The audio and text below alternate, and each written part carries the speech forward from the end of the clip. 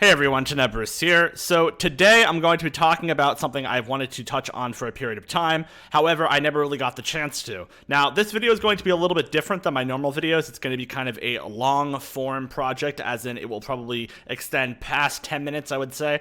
And I'm going to be talking about what really happened to Minecraft. So if you've been watching YouTube videos for like the past year or so, and you frequently watch Minecraft videos or commentary channels, you're bound to have encountered these Minecraft is dying, or what happened to Minecraft, or the death of Minecraft videos in your recommended or YouTube feed or homepage. Now, personally, I've seen a bunch of these videos floating around on YouTube, and I have watched quite a few of them, and almost every single time I watch them, I usually find that these videos miss the point. Now, don't get me wrong, I do think that the majority of these videos are pretty much the best they possibly can be. Now, unfortunately, almost all of the videos in question are from the perspective of someone who wasn't really in the community much recently. They may have been players who used to play Minecraft in the past or never played Minecraft, looking in on the community. We never really got a full video talking about what happened to Minecraft from the perspective of someone inside the community. And that's really the flaw in the videos. They aren't written from the perspective of someone who has been in the Minecraft community for years and years on end. In addition, these videos all seem to come to different conclusions, kind of leaving the viewer and listener of the videos perplexed and confused about what the actual reason for the decline or the apparent decline is. For example, one will conclude that Minecraft died because they were adding too many new blocks without adding any engaging content, while another will conclude that it died because Microsoft didn't update past 1.8 for over a year and a half. But that's expected, to be fair. Different people will have different takes on what happened. But from this, we can really conclude that it is clearly more complicated than all of this. I think that there's definitely multiple different reasons the decline of Minecraft happened. But what really happened to Minecraft? Well, as someone who has been in the Minecraft community for nearly 8 years now, we'll seek to answer that here. Now, Minecraft was definitely not the first game of its type. The history of Minecraft-like games goes way back, actually decades. Now, Minecraft is an open-world sandbox game, and games of its type have a history long before itself. The open-world concept is a simple one. It's just the idea of letting the player explore the world freely in a video game in a non-linear fashion, not constrained to levels or preset destinations. Now, some have argued that the concept of open world goes all the way back to 1977, with a game called Colossal Cave Adventure, which was developed by William Crowther and Don Woods.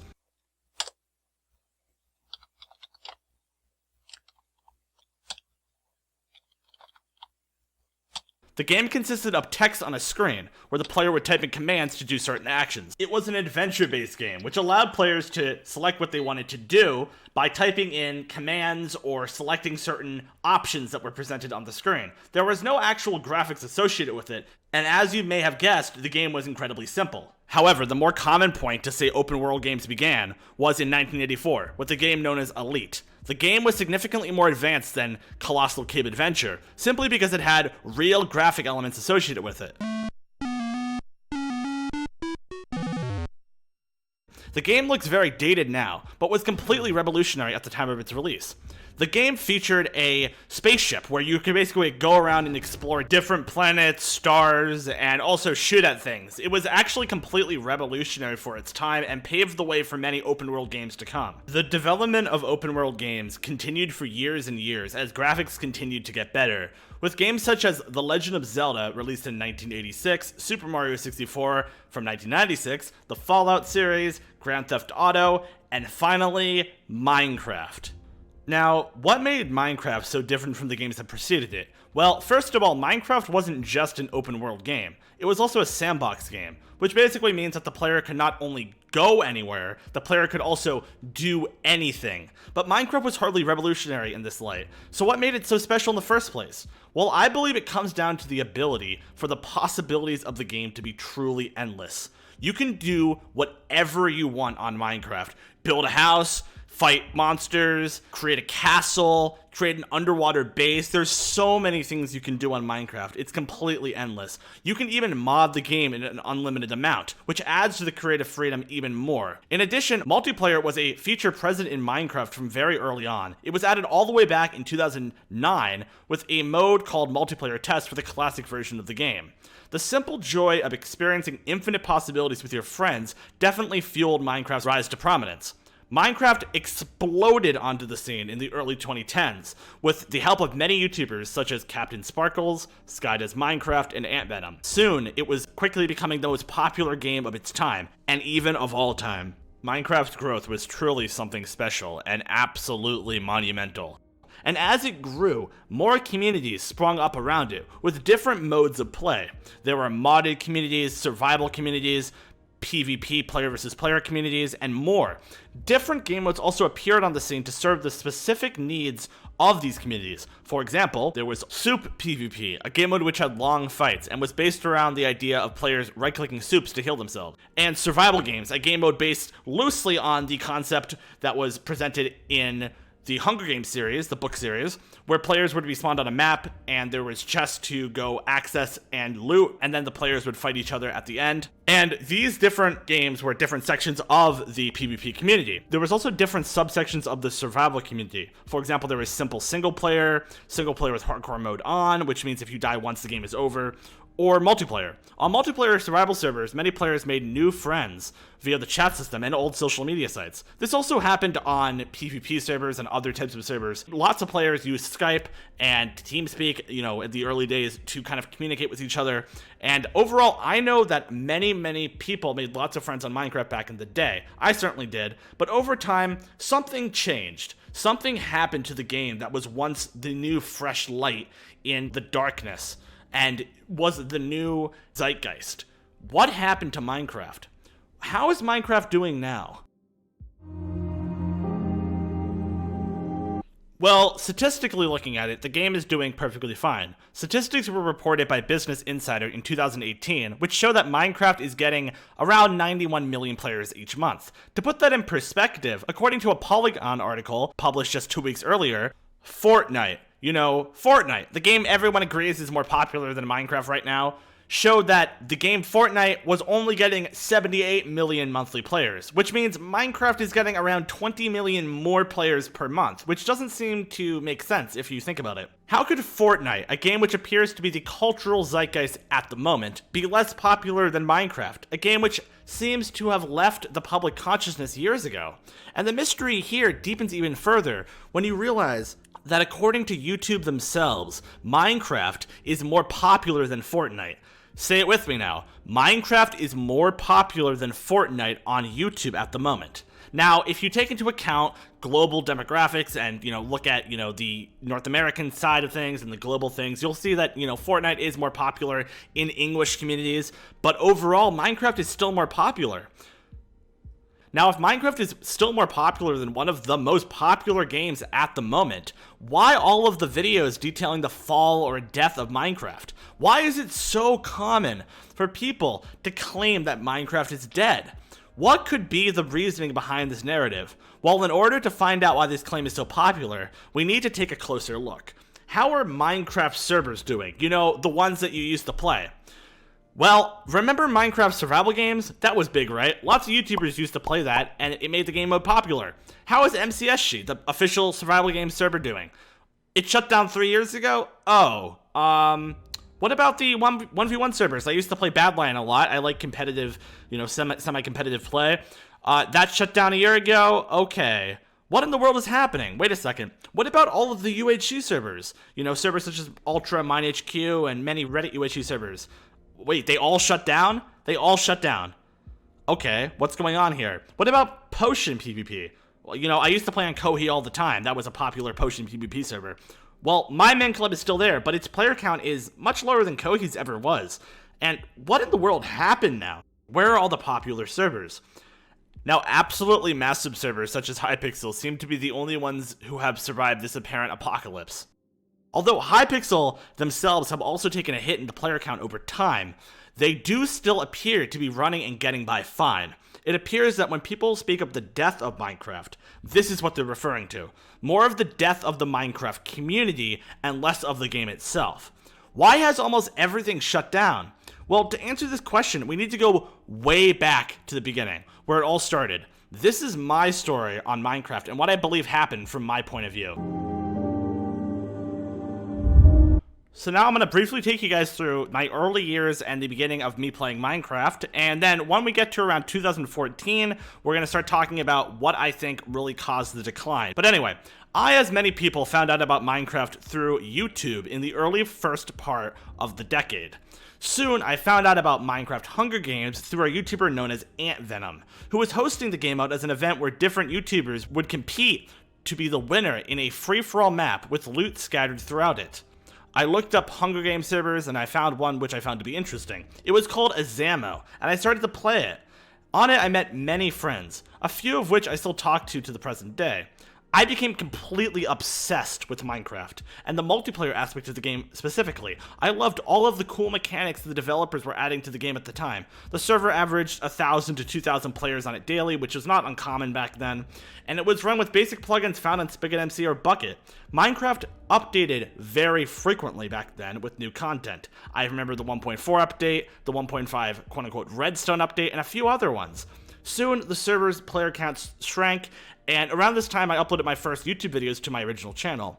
The server eventually shut down in mid-2014, and I didn't think much of it, as I'd moved on to other servers such as Bad Lion and MCSG, and I made videos on those too. Now on my current channel, I was pretty heavily involved in the community after this point, as I continued to upload Minecraft videos. And from there, that's when the decline really started to begin.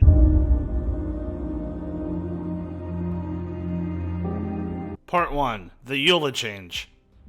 In mid-2014, Minecraft announced that they were updating their EULA, or End User License Agreement. In the blog post, they described how they want servers to move away from the current system of acquiring donations. Up until that point, any server could basically sell any item which gives players advantages in-game for any amount of money, and this caused a bunch of controversy, as many younger players used their parents' money without their permission to buy items in-game. In addition, it allowed servers to sell overpowered items for real-life money, something many players were not fond of. When the new EULA was implemented, it caused a bunch of controversy in the Minecraft community, as many believed this change would render servers completely unsustainable. In the end, the EULA change did not amount to the end-of-the-world scenario for Minecraft servers many had predicted, but I do firmly believe that it helped decrease the number of smaller, more community-driven servers, as they were not able to update their stores in time for the change. The new method was simply not sustainable for smaller servers, but the larger servers survived this change with little or no issue. Now, I don't think that the EULA change was that big of an impact on the overall decline of the Minecraft community, but it was definitely part of it. I also think that the EULA change was something that was necessary and had to happen, so I don't think that Mojang in this particular instance could have done anything different to make it better. I think that that was something that was necessary and was something that was good, but it did cause the decline of some more smaller servers.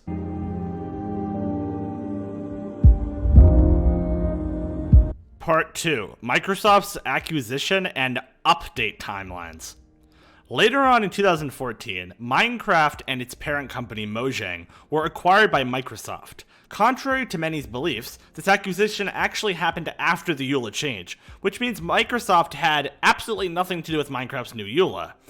It happened after its original creator, known as Notch, made a tweet asking anyone to buy the game, as he did not want to be involved with it anymore. Many people replied, and were very upset at Notch's decision to sell the game, as they believed when Minecraft was under a new administration, it would fare very poorly, especially one involving a giant corporation.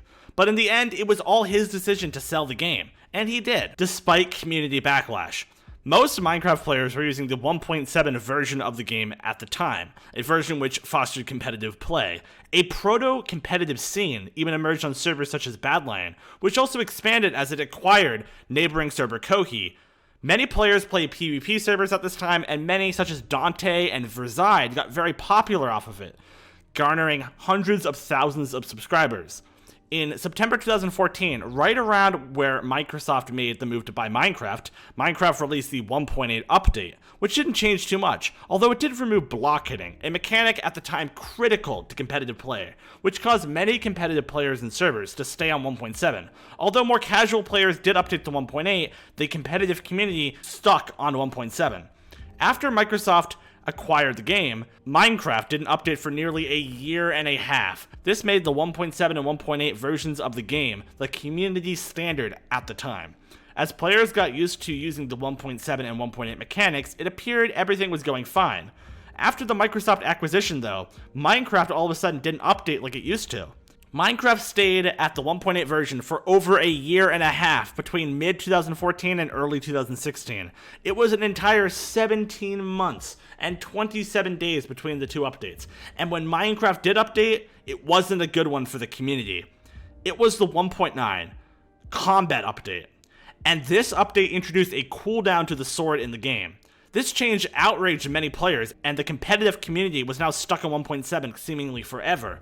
This cooldown was something that was completely antithetical to the way that Minecraft PvP was played before the update, and because of this, so many players refused to play the new version. And many quit as they found the game boring and repetitive, as Mojang was basically not updating and adding new content with new mechanics that players would be interested in playing with. The casual players took a hit too, as the main servers chose to use 1.8 as their base, restricting updates and keeping the quality of the games restricted to the tools available to servers at the time. There was a community that did update though, but it was smaller and definitely segmented away from the older players. The multiplayer community using older versions of the game was simply larger, and as the game stuck on the same versions for such a long time, so many players simply found the game boring and quit. It was the combination of no updates with a massive update which completely changed core PvP mechanics, which caused a giant decrease in the player count of many servers. I also believe that the lack of updates damaged the single player community as well, although not as badly. It was a slow death too, as players quit one by one as they got bored of the game. Overall, the decision to update the game in the way Mojang did had major impact on the health of the multiplayer scene of the game for years to come. Now, whether this update timeline was influenced by Microsoft, we don't know. However, some do believe that it was. It is rumored that the reason why Minecraft did not update beyond the 1.8 update for such a long time is because Microsoft wanted Minecraft to be completely recoded in C# as opposed to Java as it is coded in currently. And apparently, many Minecraft developers have noted that because Minecraft was coded with the Java language, it has actually caused a fair bit of issues for the game in its development. So Minecraft and Microsoft wanted to change to C#, and they actually ended up doing something similar to what they were planning on doing. But this came out as the Bedrock edition, and that was actually written in C++ and not C#. But at first they wanted to rewrite it in C#. But that's just a theory. I'm not sure if it actually had an impact on the development time or not.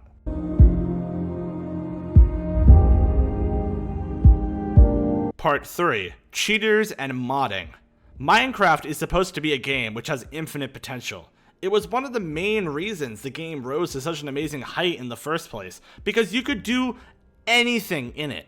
The game was moddable infinitely. The developers encouraged changes to be made to the game. However, this moddability did come with its downsides. It allowed players to modify the game to give themselves an advantage in-game.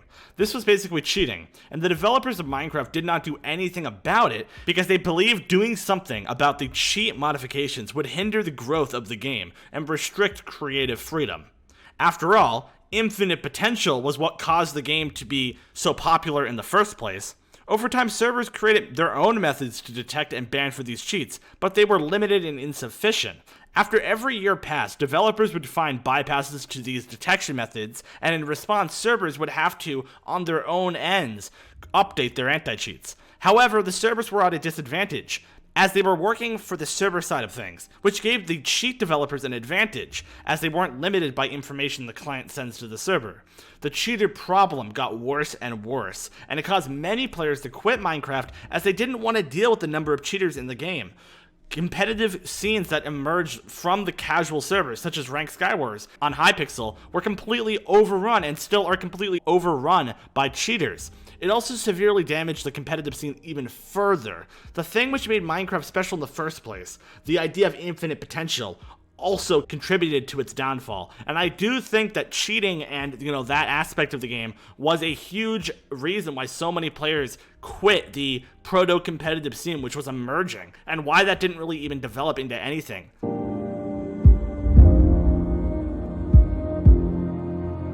Part 4. Time. Overall, Minecraft as a game has grown old over the years, and this fact definitely contributed to the fall from grace it experienced. Most of the players who were interested in the game at some point just grew bored of it after sheer repetition. The game has lost its spark, as many players have pointed out. It kind of doesn't have the same feel that it had back in the day, back when it first was getting major updates and it just came out. And because of that, players just didn't want to play it anymore. And this is something that's going to happen to every game out there. Minecraft still stands as one of the best-selling and greatest games of all time, and garners a special place in many memories and definitely left a lasting impact on so many different people, including myself. It also appears that Minecraft is still one of the most popular games globally and on YouTube. The truth is that Minecraft is still popular and around, although the communities associated with the game have lost their way. Predicting the future is very difficult to do with many different things, but the truth of the matter is, the future of Minecraft now looks brighter than ever. The modded community is doing wonderfully, the competitive server Badlion invested in a client-side anti-cheat to combat cheaters at a much higher level, and Hypixel announced a new game called Hytale, which appears to carry on the Minecraft legacy and bring it to new heights. This game is now at over 40 million views on YouTube. And even the Mojang developers themselves are considering changing combat around and bringing back the original feel of the game. The truth is, Minecraft is not dead. Changed, definitely. Declined, definitely. But dead? Nope, it's not. It just isn't. The future of Minecraft will live on in our hearts, and I firmly believe it will continue to shape generations for years to come.